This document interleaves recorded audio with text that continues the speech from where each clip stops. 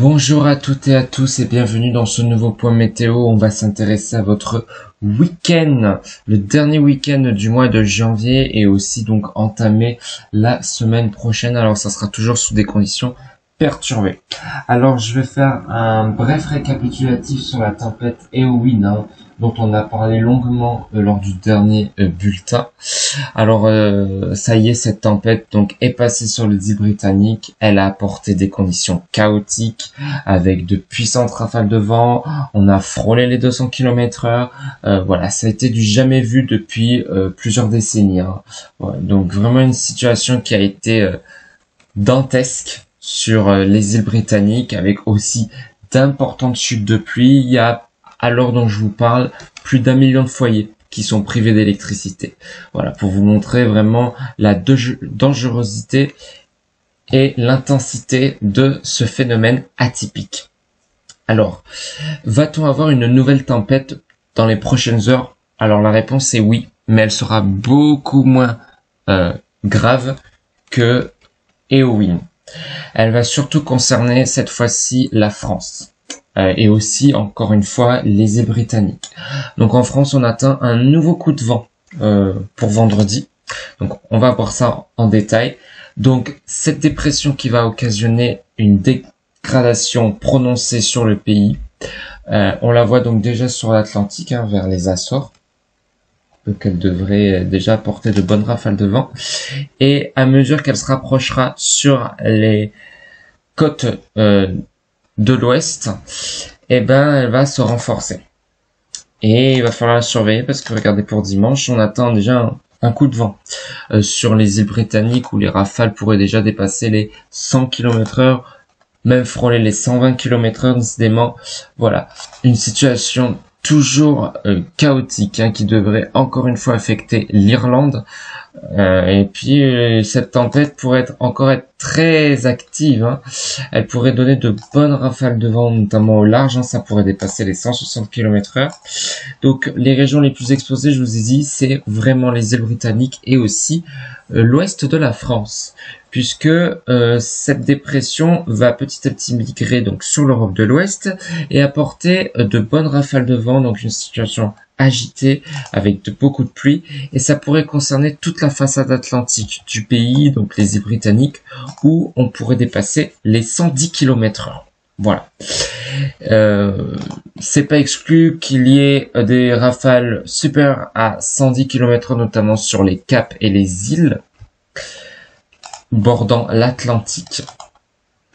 Et cette tempête pourrait, donc ce coup de vent devrait perdurer au moins jusqu'à mercredi. Voilà, avec vraiment une situation toujours instable. Alors plutôt mardi, parce que mercredi, on va avoir l'arrivée d'une nouvelle dépression. Je vous ai dit, c'est un défilé de perturbations en continu. Et avec encore une fois un risque de coup de vent. Bon, celui-ci sera peut-être un peu moins prononcé, il devrait plus affecter la péninsule ibérique. Mais encore une fois, vous voyez, des conditions dépressionnaires, voilà, apportant des conditions très agitées sur l'Europe de l'Ouest.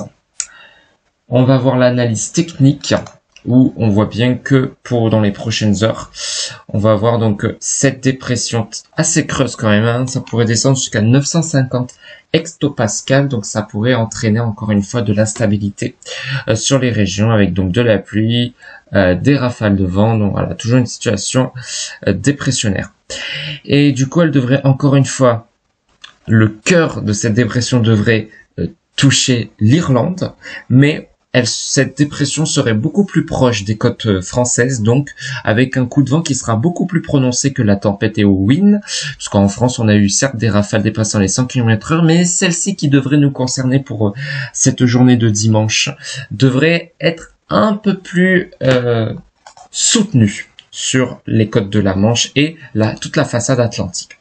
Voilà, donc soyez extrêmement prudents, ne vous exposez pas près des littoraux. Voilà, maintenez quand même une distance et évitez les déplacements, parce qu'on va avoir aussi de fortes pluies avec peut-être un risque de ruissellement. Comme les sols sont gorgés d'eau avec les dernières pluies qui se sont produites ces dernières semaines sur le pays, notamment sur le nord, qui a été copieusement arrosé. Donc on a un risque d'un débordement des ruisseaux. Donc attention, parce qu'il va énormément pleuvoir, notamment sur la Bretagne, où on pourrait dépasser les 50 mm Donc une situation encore toujours dégradée.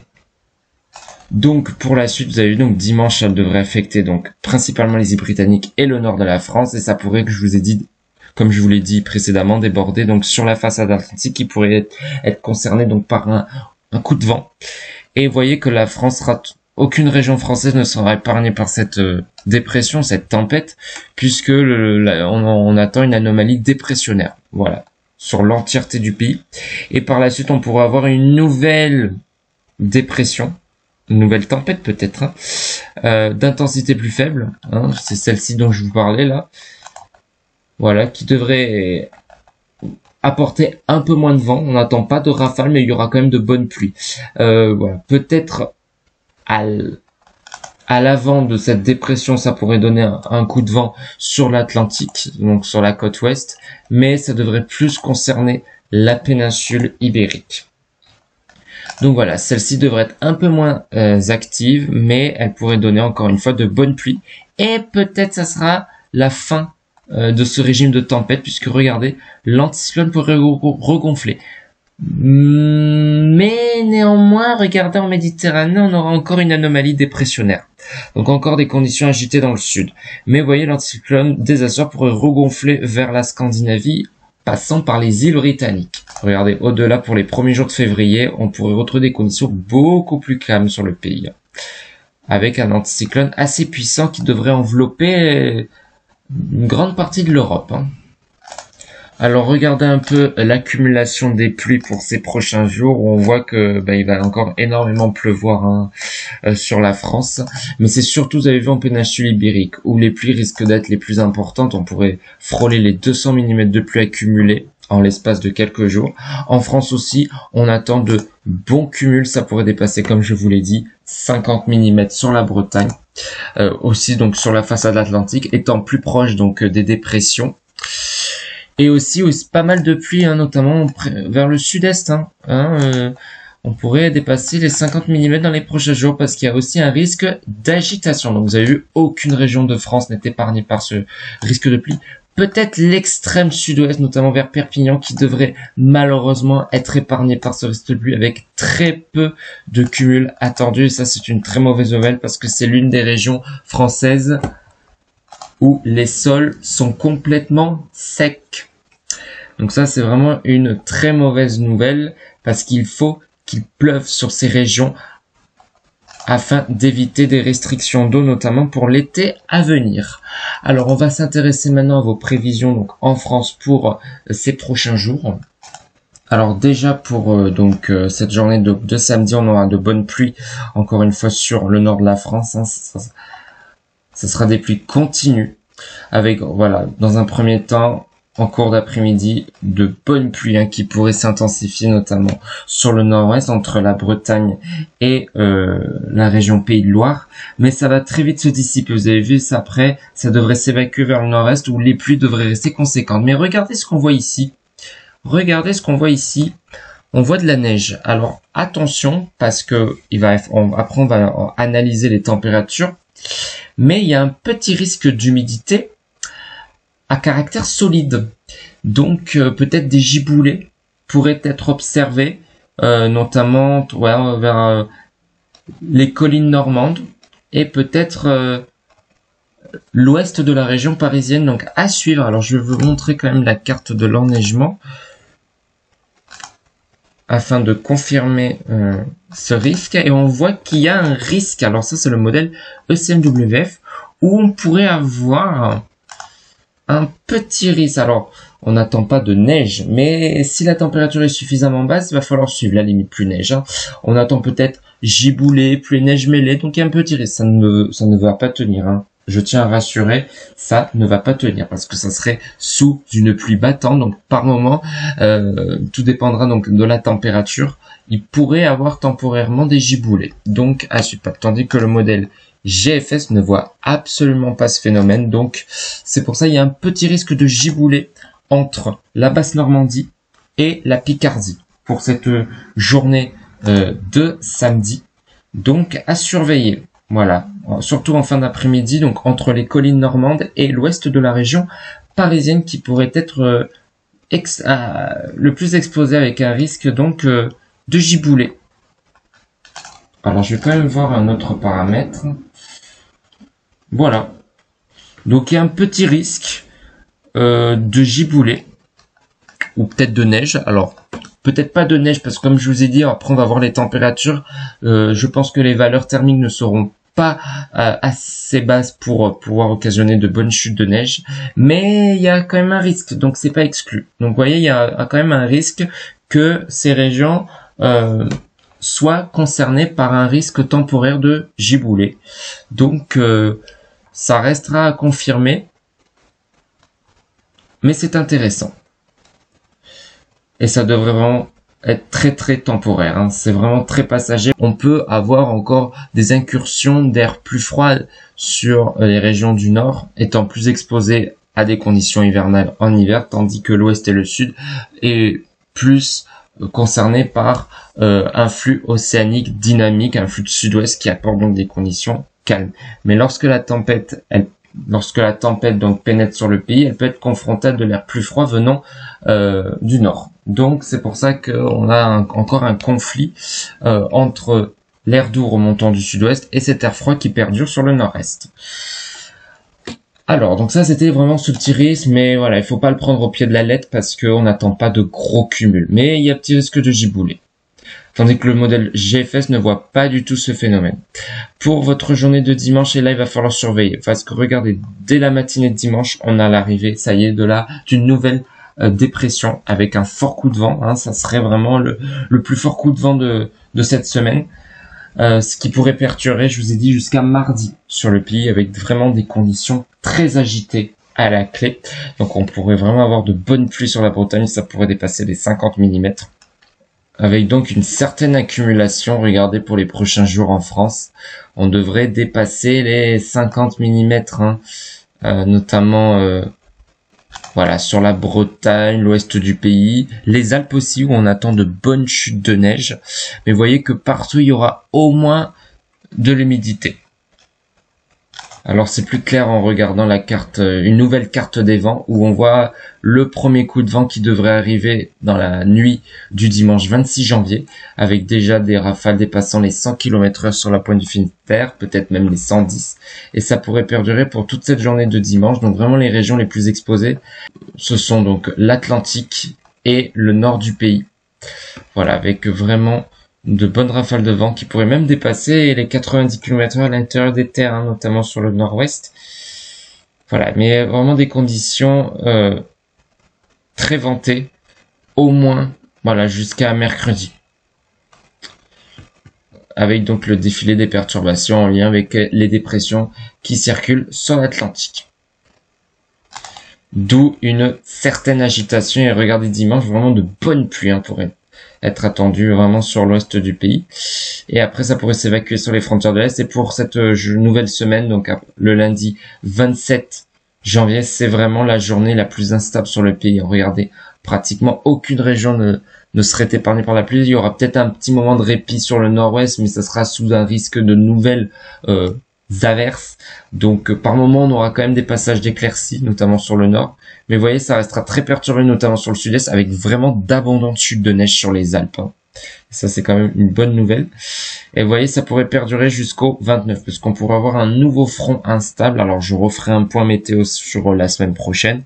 Mais voilà, des conditions encore très agitées, et ça devrait perdurer jusqu'au 31, puisque regardez ce qui va se passer par la suite. On va avoir le retour de l'anticyclone, avec donc un temps beaucoup plus sec à la clé, avec, bien sûr, le retour du gel. Comme les nuits seront dégagées, les conditions seront propices à ce phénomène. Alors après avoir vu le temps, on va maintenant s'intéresser à vos températures. Alors ça peut encore fluctuer entre les jours, hein. Donc il va falloir rester attentif. Alors vous voyez, d'où ce risque de giboulée, hein, pour cette journée de samedi, surtout en fin d'après-midi, parce que regardez, les températures ne dépasserait pas les 5 degrés, notamment vers les plaines normandes. Donc c'est pour ça qu'il y a un risque de giboulée, avec de la neige à très basse altitude. On attend par exemple à plus de 6 degrés à Rouen, donc on a un petit front froid, voilà, qui s'invite sur le pays. avec donc des conditions agitées. Et peut-être dans la nuit du 26, on pourra avoir du gel. Hein. Ça pourrait descendre à 0. Donc c'est pour ça qu'il y a un risque de giboulée. Et pour cette journée de dimanche, on aura une baisse des températures. Hein. Je vous ai dit, on va avoir un petit rafraîchissement, car on pourrait basculer temporairement dans un flux de nord-ouest. Voilà. D'où un refroidissement temporaire sur le pays, mais ça ne va pas durer puisque le nouveau front qui va arriver dès dimanche et qui va donc apporter des conditions très agitantes, on le voit déjà sur l'Atlantique, va entraîner un redout puisque ça sera sous un flux de sud-ouest. Donc ce froid qui tente de s'inviter sur le pays va rapidement être chassé vers l'est. Tandis qu'on va avoir vraiment un redout qui va s'opérer, regardez, dimanche, avec en journée, donc des températures qui seront de saison sur les régions du nord, avec 7 degrés grand max vers l'Île-de-France, 7 degrés en Alsace, 6 degrés en Lorraine, 5 degrés au Pas-de-Calais. Mais vous voyez qu'en Bretagne, on dépassera déjà les 11 degrés, 13 degrés à Bordeaux, on dépassera les 15 degrés près de la Méditerranée.